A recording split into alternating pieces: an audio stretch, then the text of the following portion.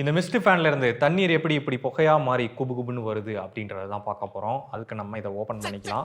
Open பண்ணோம் பார்த்தீங்கன்னா அடியில் ஏதோ அந்த வாட்டர் ஃபவுண்டைன் மாதிரி தண்ணி வந்து அப்படியே தெரிச்சிட்டு அதுல இருந்து புகையும் வருது. இங்கே இதை சாத்தியமாக்கக்கூடியது நடுவில் இருக்கக்கூடிய மிஸ்ட் ஜென்ரேட்டர். நம்ம பீசோ எலக்ட்ரிக் அப்படின்ற ஒன்று கேள்விப்பட்டிருப்போம். கேஸ் லைட்டர்லலாம் இருக்கும். நம்ம இப்போ லைட்டரை ப்ரெஸ் பண்ணும்போது மெக்கானிக்கல் எனர்ஜியை கொடுக்குறோம். அது வந்து எலக்ட்ரிசிட்டியாக மாறி நமக்கு ஸ்பார்க்கை உண்டு பண்ணுது. அதை அப்படியே ரிவர்ஸ் பண்ணி தான் இங்கே நமக்கு ஒர்க் ஆகுது. இங்கே எலக்ட்ரிசிட்டியை கொடுக்குறோம், நமக்கு மெக்கானிக்கல் மூவ்மெண்ட் கிடைக்குது. நம்ம இங்கே இருக்கக்கூடிய இந்த பிளேட்டுக்கு எலக்ட்ரிசிட்டி சப்ளை கொடுக்கும்போது இந்த பிளேட் வந்து பயங்கரமாக வைப்ரேட் ஆக ஆரம்பிக்கும். இந்த வைப்ரேஷனில் நம்ம தண்ணீரை கொண்டு வைக்கும்போது இந்த தண்ணீர் ரொம்ப சிறிய துகள்களாக உடைக்கப்பட்டு காற்றில் வீசப்படுது. நம்ம ஸ்பீக்கரில் எப்படி சவுண்டை ஜென்ரேட் பண்ணுறோமோ அதே மாதிரி இங்கேயும் சவுண்டை ஜென்ரேட் பண்ணுற மாதிரி தான். பட் இது வந்து அல்ட்ராசானிக் சவுண்டு 20 கிலோஹெர்ட்ஸுக்கு மேலே நம்மளால் கேட்க முடியாது. இதோட ஃப்ரீக்வன்சி வந்து 1 மெகாஹெர்ட்ஸ்ல இருந்து 3 மெகாஹெர்ட்ஸ் வரைக்கும் இருக்கலாம். அப்போ ஒரு செகண்டுக்கு இது 30 லட்சம் தடவை வைப்ரேட் ஆகும். அதனால தான் இந்த தண்ணீர் சிறு சிறு துகள்களாக உடைக்கப்பட்டு புகை மாதிரி மாறிடுது. அதனால தான் நமக்கு காத்தும் ஜில்லுன்னு வருது. இல்லை இல்லை என்னங்க எனக்கு ஒண்ணுமே புரியல.